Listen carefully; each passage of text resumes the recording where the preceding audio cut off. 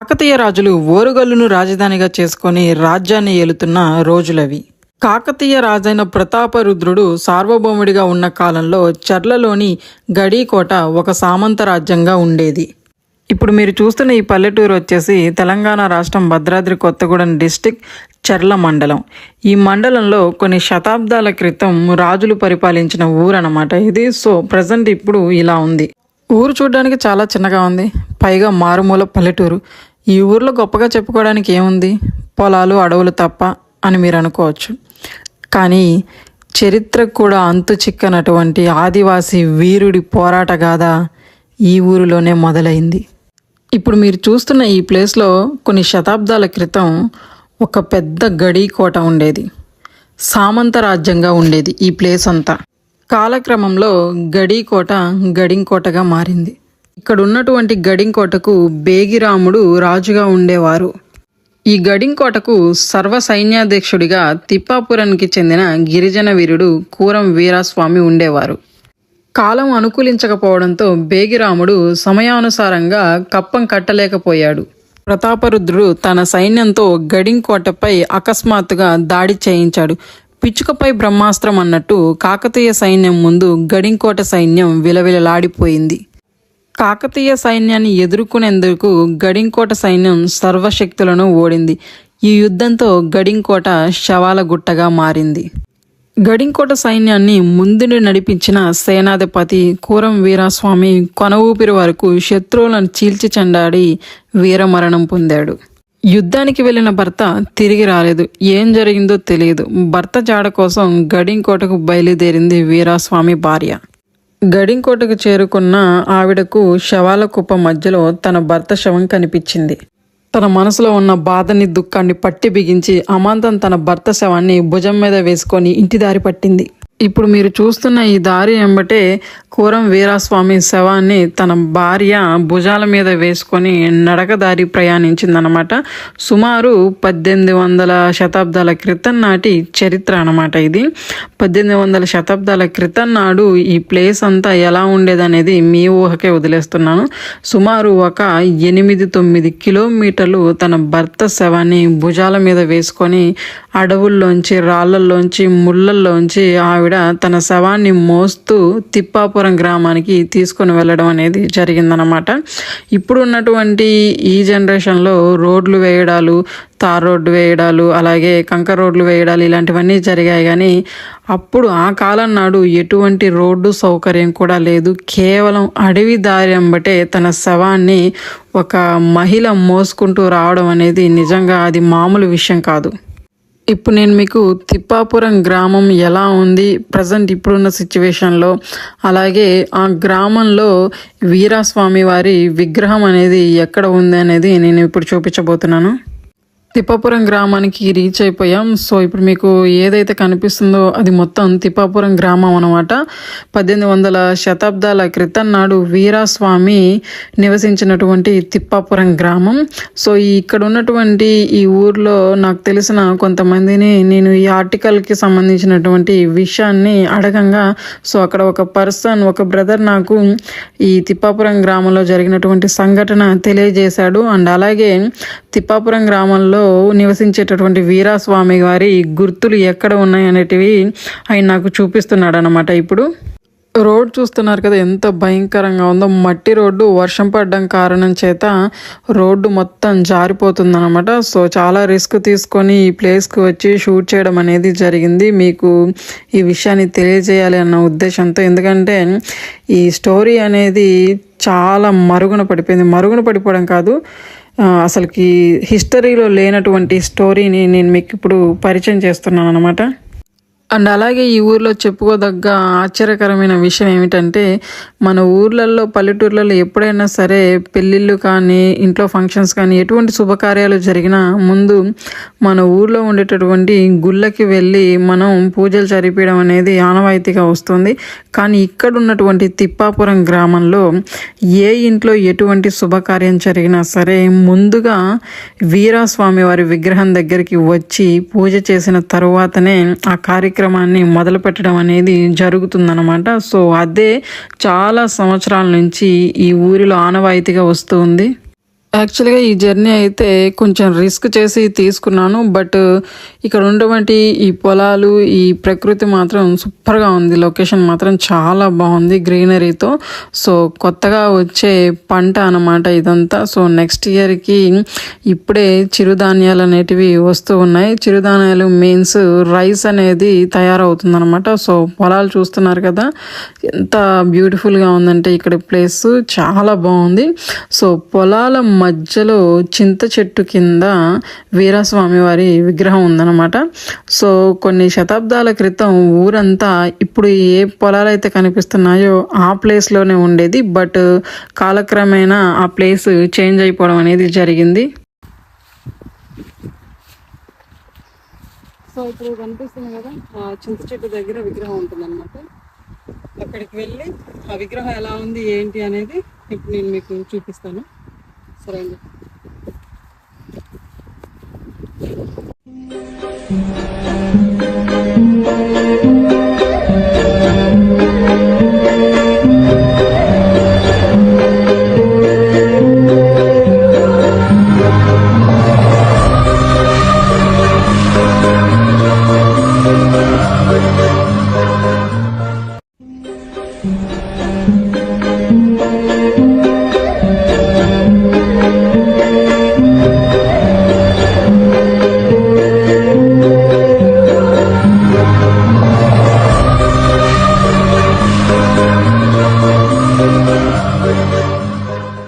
చరిత్ర కందని ఆదివాసీ వీరుడు కోరం వీరాస్వామి విగ్రహం ఇది. తిప్పాపుర గ్రామానికి రక్షకుడిగా ఉంటూ రాజ్యాన్ని రక్షించేందుకు జరిగిన యుద్ధంలో ప్రాణాలు కోల్పోయిన కోరం వీరాస్వామితో పాటే తన భార్య కూడా ఆత్మాహుతి పొందడంతో వారి త్యాగాలను ఆనాటి నుంచి ఈనాటి వరకు ఈ మండలంలోని తిప్పాపురం వాసులందరూ కొనియాడుతూనే ఉంటారు. 7 కిలోమీటర్లు తన భర్త శవాన్ని భుజాల మీద వేసుకొని నడుచుకుంటూ తిప్పాపురం గ్రామానికి చేరుకుంటుంది కోరం వీరాస్వామి భార్య. తిప్పాపురం గ్రామం నడి ఒడ్డున 7 అడుగుల గొయ్యి తీసి ఆ గొయ్యిలో 7 బండ్ల కట్టెపుల్లలు వేసి ఆ కట్టెల మీద 7 డబ్బాల ఆవు నెయ్యి పోసి వీరాస్వామికి చితి పేర్చి గ్రామస్తులు అందరూ చూస్తుండగానే ఆ వీరాస్వామి చితిని అంటించి అదే చితిలో వీరాస్వామి భార్య కూడా ఆహుతి అయిపోతుంది. మీరు నమ్మినా నమ్మకపోయినా తిప్పాపురం గ్రామంలో రియల్గా జరిగినటువంటి హిస్టరీ అన్నమాట ఇది. సో ఇప్పుడు నేను మీకు ఈ వీరాస్వామి చితి అంటించి ఆ భార్య కూడా దూకినటువంటి ప్లేస్ని చూపిస్తాను. ఓకే, ఈ ప్లేస్లో 7 బండ్ల కట్టెలు. ఓకే,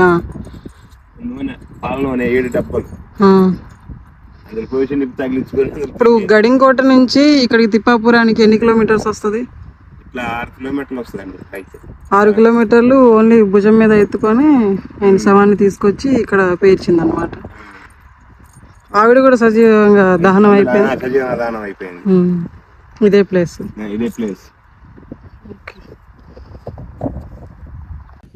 సో ఇప్పుడు ఇక్కడ బ్యాక్ సైడ్ కనిపిస్తుంది కదా, ఈ ఓన్లీ ఈ ఖాళీ ప్లేస్లోనే తన చితిని తనే పేర్చుకొని అలాగే వీరాస్వామి గారికి శవాన్ని కూడా ఇక్కడే చితి పేర్చి తను కూడా సజీవ దహనం అనేది జరిగిందనమాట. అది ఈ ప్లేస్లోనే. ఇప్పుడు ఈ తిప్పాపురం గ్రామంలో ఇన్ని పొలాలు ఉన్నాయి కదా, సో మొదటి పంట అనేది ఇక్కడికి తీసుకురావడం అనేది జరుగుతుందా? తీసుకొచ్చి ఏం చేస్తారు?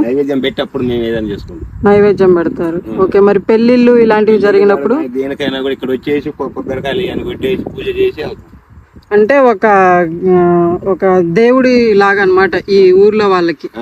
ఈ విగ్రహం అనేది వీరాస్వామి అనేది ఒక దేవుడి లాగా మీరు కొలుస్తారు ఈ గ్రామస్తులు మొత్తం. ఒకవేళ అంటే ఏదన్నా పెళ్లిళ్ళు కానీ ఏమన్నా ఇంట్లో పండగలు కానీ ఏమన్నా జరిగినప్పుడు ఒకవేళ ఇక్కడ మొక్కకపోతే ఏం జరుగుతుంది? చెడు అంటే ఏదో ఒక సమస్య అనేది క్రియేట్ అయింది. కంపల్సరీగా వచ్చి మాత్రం ఇక్కడ మొక్కులు అనేవి మొక్కుకోవడం అనేది జరగాల్సిందే ఎవరైనా సరే ఈ ఊర్లో. దొంగలేవో పడితే వీరస్వామి గారు చెప్పేవారనేసి అని విన్నాను నేను. ఇంత ముందు అంట దొంగలు ఏమైనా పడతామంటే ఇంత ముందు చెప్పేదంట, పిలిచేదంట, దొంగలు వస్తారు లేగని పిలిచేదంట ఊర్లో. అంటే ఆయన ఆత్మ అనేది చెప్పినట్టు అర్థమయ్యేది ఈ గ్రామంలో. ఇంకా అయితే బాగా ఈ ఊర్లో బాగా వేటకు పోయేదంట అప్పుడు. వేటకు పోతే అడవిలో వేటకు పోయేదంట. తిరిగి ఖాళీకి వచ్చేసి ఏదన్నా మరి ఏంటి ఏం దొరకలేదు మాకు ఇలా తినాలని ఉందంటే పలానా చోట ఉందని కూడా చెప్పేదంట. ఆత్మ ఆయన ఆత్మ వేటకు ఎవరైతే వెళ్తారో వాళ్ళకి ఏదన్నా వేట దొరకపోతే చెప్పేవాడు అనమాట. అంటే పలానా ప్లేస్ లో పలానా ఉంది, పలానా జంతువు గాని ఏదైనా ఉంది అనేసి అని ఆయన ఆత్మ చెప్పేదన్నమాట. ఇప్పుడు ఇది అదేంటన్నట్టు తుపాకీ అండి. తుపాకీ, ఓకే. ఇది అడ్డగత్తి అంటారు దీన్ని. అడ్డగత్తి. ఇది కూడా కత్తి, మామూలు కత్తి. ఇటు సైడ్ ఉంది, ఇది ఇటు ముందుంది. ఇదా? ఇది మొత్తం కత్తి అండి, మొత్తం డైరెక్ట్. ఓకే, వెనకాల నుంచి నడుం దగ్గర నుంచి. జడలా ఉంది. ఇది జడ అండి. ఇది ఇదేమో ఇంకా ముఖం ఉన్నట్టు. అటు సైడ్ తిరుగున్నాడు, అటు సైడ్ తిరుగుంది అంటున్నా. దీని గురించి కూడా ఏదో స్టోరీ ఉంటది. ఇదిగో ఇక్కడ చంద్రుడు ఇవన్నీ ఉన్నాయి. ఇక్కడ చంద్రుడు ఉంది, ఇదిగో ఇది నక్షత్రం ఉంది, ఇగో ఇవి ఉన్నాయిగా. ఈ విగ్రహం ఇటు సైడ్ ఆ తుపాకీ అటువైపు ఎక్కువ పెట్టి ఉండడానికి గల కారణం ఏమిటి అంటే, ఈ తిప్పాపురం అనే గ్రామాన్ని కాపాడుకుంటూ వస్తున్న వ్యక్తి వీరాస్వామి కాబట్టి. సో ఇంతకుముందు ప్రతాపరుద్రుడి కాలం నాడు ఉన్నటువంటి రాజ్యం కానీ తిప్పాపురం కానీ మొత్తం ఇప్పుడు ఈ తుపాకీ ఎటు సైడ్ అయితే ఎక్కువ పెట్టిందో అటు సైడ్ ఉందన్నమాట ఇప్పుడు ఊరు. సో ఈ తిప్పాపురం గ్రామాన్ని కాపాడుతున్నాడు కాబట్టి ఎటువంటి చెడు శక్తి అనేది ఈ గ్రామానికి రాకుండా తను కాపలా కాస్తున్నాడు అనడానికి ఈ విగ్రహం ఒకటి నిర్వచనంగా మనం చెప్పుకోవచ్చు. అండ్ అలాగే ఈ విగ్రహం బ్యాక్ సైడ్ వచ్చేసి సో వీరాస్వామి గారి సతీమణి ఎవరైతే ఉందో తనది కూడా ఉందన్నమాట. సో ఇక్కడ కనిపిస్తున్న ఈ రాయి ఏదైతే ఉందో అది వీరాస్వామి గారి భార్య అన్నమాట. సో తను భుజం మీద వేసుకొని 8-9 కిలోమీటర్లు వీరాస్వామి శవాన్ని మోసుకొచ్చినందుకు తన భార్యకి సంబంధించినటువంటి విగ్రహాన్ని కూడా ఇక్కడ ప్రతిష్ఠించడం అనేది జరిగింది. మా ఊర్లో ఆరు గుళ్ళు ఉన్నాయి, 6 దేవుళ్ళు ఉన్నారు అనమాట. 6 అయితే ప్రతి ఒక్క గుడికి కూడా నేనే ముందు ముట్టాలి, నేనే పూజ చేసిన తర్వాత ఎవరైనా. అంటే మీరు మొదటి పూజ చేసిన తర్వాతనే? నేను మొదటి పూజ చేసిన తర్వాత ఎవరైనా దగ్గరకు వస్తాను, అంతే, దగ్గర రారు. ఇక్కడ కూడా సేమ్? ఇక్కడ కూడా అంతేనండి. ఈ పంటలు ఇంత సుభిక్షంగా పండడానికి మెయిన్ రీజన్ వీరాస్వామి గారు అనమాట. సో వీరాస్వామి గారి కృప వల్లే ఇక్కడ ఉన్నటువంటి ఈ పంటలు కానీ ఈ ప్రకృతి కానీ అండ్ అలాగే ఈ గ్రామస్తులు కూడా చాలా హ్యాపీగా నివసించడానికి అంటే మెయిన్ కారణం వాళ్ళు ఎటువంటి భయాలు అనేటివి లేకుండా ఉండడానికి వీరాస్వామి గారు అనే వాళ్ళు మెయిన్ పిల్లర్ అనమాట. ఇక్కడ ఈ పుట్ట అనేది ఉంది కదా, సో మరి ఇది దీని గురించి చెప్పండి ఒకసారి. పుట్ట అది ఉన్నాక నుండే ఉన్నది, ఫస్ట్ పెట్టే కాడ నుండే ఉన్నది ఇక్కడ.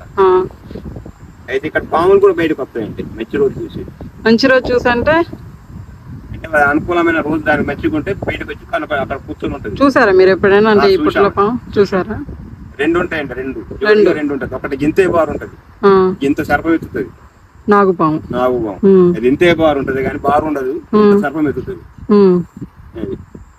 ఇంకొకటి బారు ఉంటది పాము, అది నల్లతాచు. త్రాచులే ఉన్నాయి 2 ఇక్కడ. ఓకే, అంటే ఇంకా ఈ కోరం వీరాస్వామి తన భార్య అన్నట్టు ఒక విధంగా చెప్పుకోవాలి. అంటే ఇంకా వాళ్ళిద్దరు అన్నట్టే ఇక్కడ తిరుగుతూ ఉంటారు, అంటే పాము రూపంలో తిరుగుతూ ఉంటారు అన్నట్టు. ఎవరిని ఏం చేయవు.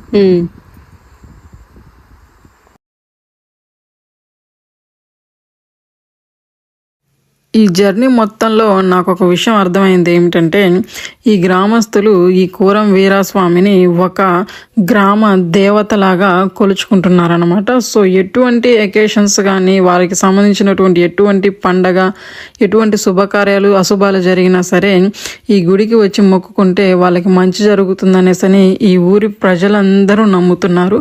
యాక్చువల్గా అదే వాస్తవం కూడా. ఎందుకంటే ఈ గుళ్ళో ఎవరిని అడిగినా సరే మొదటిగా కోరం వీరాస్వామి విగ్రహానికి పూజ చేసిన తర్వాతనే ఏ కార్యక్రమం అయినా సరే మొదలు పెట్టడం అనేది జరుగుతుందన్నమాట.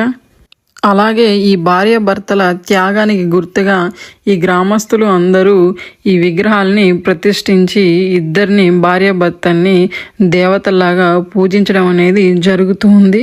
చరిత్రలో పేర్కొనబడిన సంఘటనలకు సజీవ సాక్ష్యాలు నేటికి మనకు గ్రామంలో కనిపిస్తున్నాయి. నాడు గ్రామం నడి ఒడ్డున వీరాస్వామి విగ్రహం ప్రతిష్ఠించడం, నేటికి అక్కడ పూజలు నిర్వహిస్తూనే ఉన్నారు. ఆదివాసీ వీరుడు కూరం వీరాస్వామి వీరమరణం, అతని భార్య ఆత్మాహుతి గాథలు చరిత్ర పుటల్లోకి ఎక్కకపోయినా ఏజెన్సీ ప్రాంతాల్లో జరిగిన ఈ యుద్ధ గాథ ప్రపంచానికి తెలియవలసి ఉంది. ఇప్పటికీ గడింకోట గోడలు చర్లలోని పూజారగూడెంలో సజీవంగానే ఉన్నాయి. ఈ కోటలో నాటి రాజులు నిర్మించిన శివాలయం శిథిలావస్థకు చేరుకున్న దాన్ని కొత్తగా నిర్మించడం అనేది జరిగింది. అండ్ అలాగే చరిత్రలో లేనటువంటి వీరుడికి సంబంధించినటువంటి స్టోరీ గురించి, సో వీరాస్వామి గారి స్టోరీ మీకు నచ్చినట్టయితే ఒక చిన్న లైక్ అనేది చేయండి. సో ఇలాంటి మరిన్ని ఇంట్రెస్టింగ్ వీడియోస్తో మీ ముందుకు వస్తూ ఉంటాను.